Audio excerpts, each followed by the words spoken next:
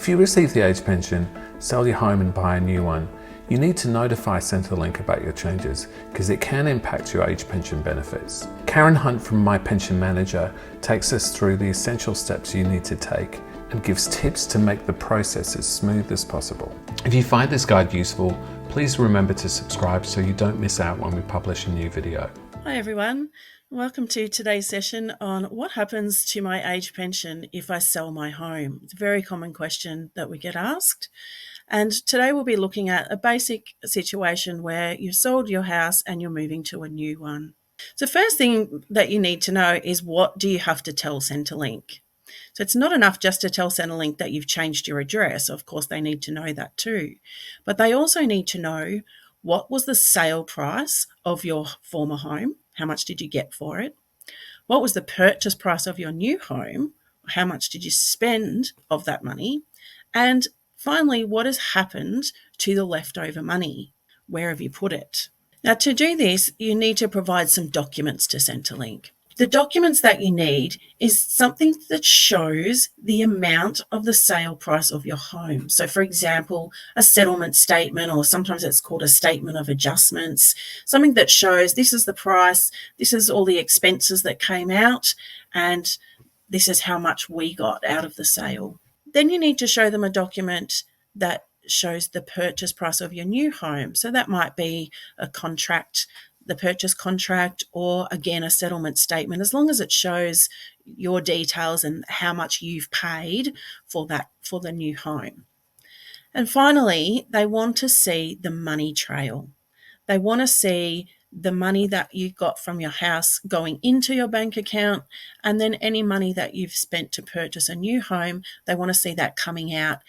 Most importantly, they want to see the resulting balance. So you need to give them statements that show money being deposited into your account from the sale, then money being transferred out of your account to fund the purchase. If sometimes it goes straight through the solicitors, and that's fine, that will be shown on the settlement documents. But if you've had money deposited into your bank, they want to know what you've got left. Centrelink record your assets where they are. So in other words, they want to know that you've got $60,000 in your bank account. Then when you sell, you've added $100,000, so now your balance is $160,000. They need to know how much is in that account. Centrelink do not know how much you've got in your bank. You do need to tell them. How do you tell them? This is the age-old question. You've got a few options. The best way to do it is online. If you can access your MyGov account and you have your Centrelink account linked to your MyGov account, you can go online and advise your change of address and your update your circumstances through your online account. You can advise them on the phone, and the phone number for age pension is 132300. This applies to all pensions, but if you're on age pensions, that would be the phone number you would call. And of course, you do have the option to go in person to your local service centre. If you're doing that, take all your documents with you. You may need to make an appointment, which sends you back to the phone because you need to call up to make an appointment, or you can make an appointment through your online account. So you're kind of caught in a bit of a loop there. If you have managed to get into your account to do an online update, this is where you go. So you go into your Centrelink online account through your MyGov account, and you'll see in the menu tab up the top, in the black line there, you've got a tab that says My Details. You click on that and you'll be given an option to update address details. Click on that and follow the work through until the end, and then upload the documents that I mentioned before, selecting the Documents tab, which is on the far right side there. When you do an online update for your address, it won't ask you to upload the documents. However, when that piece of work goes through to a Centrelink officer, they will want to see the documents, and so they will request them from you. So you can short circuit the process by uploading the documents in the first place. If you haven't managed to work out the online system, then you do have the option to call, and you might want to call if you need to make an appointment anyway, because if you turn up to the office unannounced, they may insist that you have an appointment. So if you call your payment line, depending on whether you're on disability pension, carers pension, or age pension, call your payment line and advise all the details. So as I mentioned, you still need to provide the documents, and then you can upload them or take them into the local office. When you move house, you have 14 days to notify Centrelink of your changing circumstances. Now, that can seem like a really quick amount of time because you've got a lot going on. The reason that it's important to notify them within 14 days is because if your change will result in a reduction in your pension and you don't tell them straight away, then you'll end up having a debt and having to pay some of that money back. On the other hand, if your change in circumstances results in an increase in pension because you might have spent more than you got for your house, then if you haven't told Centrelink straight away, they won't increase your pension until you tell them. So it is important to make sure that you notify them straight away, and also make sure that they have actually actioned the piece of information that you've given them. Now, what about your pension? What happens to your pension, the results? So to understand that, you do need to understand what your current level of income and assets are and what they're already assessing.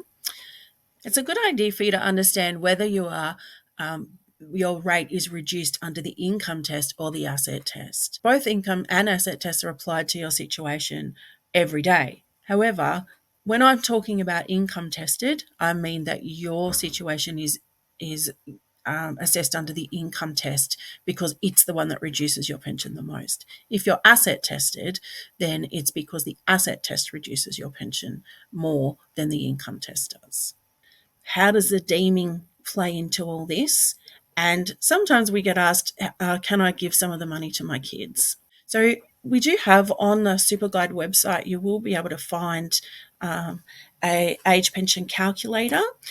So we suggest that you use those kinds of calculators to help you figure out what your rates are. I'm going to give you some examples here. So first of all, the assets test threshold, and this is a recent update from the 20th of September.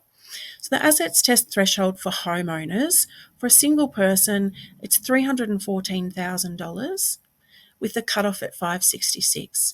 Now the threshold amount is the point at which your age pension or any pension starts to reduce. So if you have assets up to $314,000 as a single homeowner, you would still be able to receive a full pension. But over that amount, it does start to reduce. For every $1,000, reduces your pension by $3 per fortnight.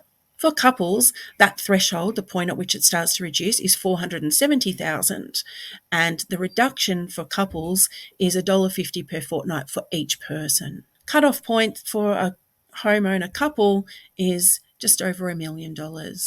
Now let's look at a specific example of a couple who have sold their home.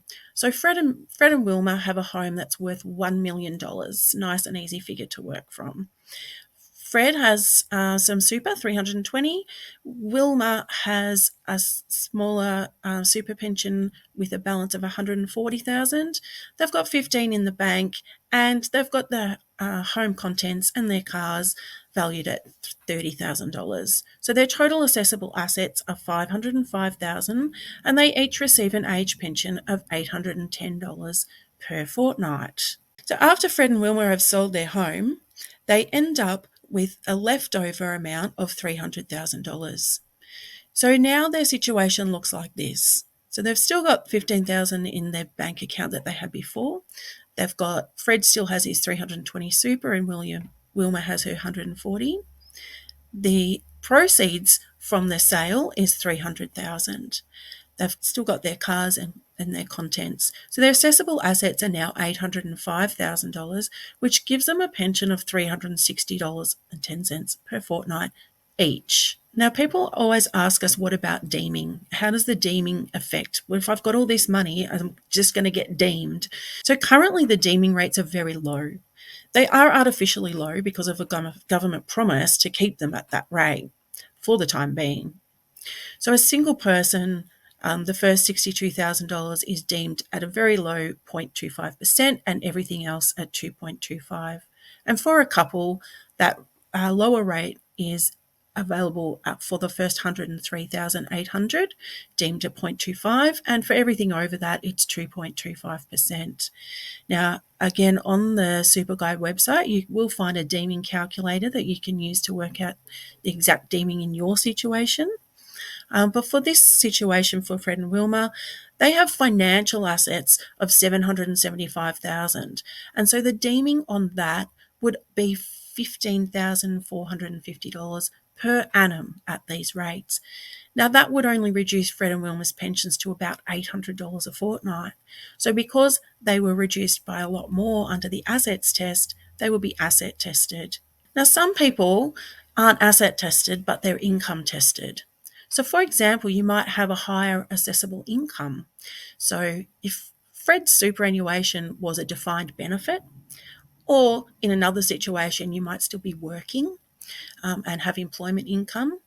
But in this situation, Fred's super is a defined benefit and it pays $1,800 per fortnight. They would actually be payable under the income test.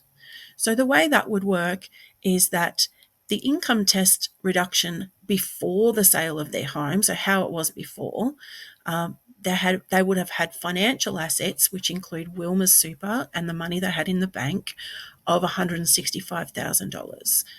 And that would result in deemed income of $66. The defined benefit would be assessed at $1,620, assuming that Fred had a tax-free component in there. Centrelink would take 10% off and assess that at $1,620. With an assessable income of $1,688, that would pay them a pension of $841.50 per fortnight each. After the sale, they have now got financial assets of $455,000. So the deeming on that would actually be $343 per fortnight, and that would reduce their pension to $466 per fortnight each. Another question that we often get asked is, what if I give away the money that I've got left over and then Centrelink won't reduce my pension? However, there are rules about gifting money. So gifting rules are that any amount that's gifted beyond the gifting limits will be assessed for a period of 5 years from the date that you gave it away. There are two rules that operate at the same time, and this can be hard to understand, but the two rules are there's a maximum amount of $10,000 per financial year and a maximum of $30,000 in a 5-year period. So if you give away $10,000 now in October, that's for the financial year. If you then give another $10,000 next year in, say, July, now you've given away $20,000 in about 8 months. That's okay. That's not beyond the limits. That's less than $10,000 per financial year, and it's less than $30,000 in a 5-year period. You can then give another $10,000 the following financial year. But if you give $30,000 right now, then you've already met the maximum of $30,000 in a 5-year period, and you've gone over the $10,000 per financial year. So therefore, $10,000 would be allowed, and the other $20,000 would be assessed as gifting. Complicated rules. There are more information on gifting on the SuperGuide website.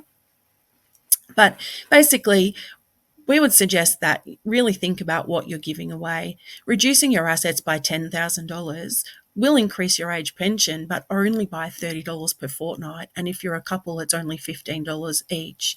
So is it really something that you want to do because you want to gift the money? Or is it, if you're doing it to increase your pension, it's maybe not the best strategy for you? Thanks for watching. SuperGuide members can access additional guides that cover what to do if you are downsizing to an over 50s lifestyle village, or if you're not purchasing a new home straight away. Join SuperGuide today and help your savings last longer in retirement.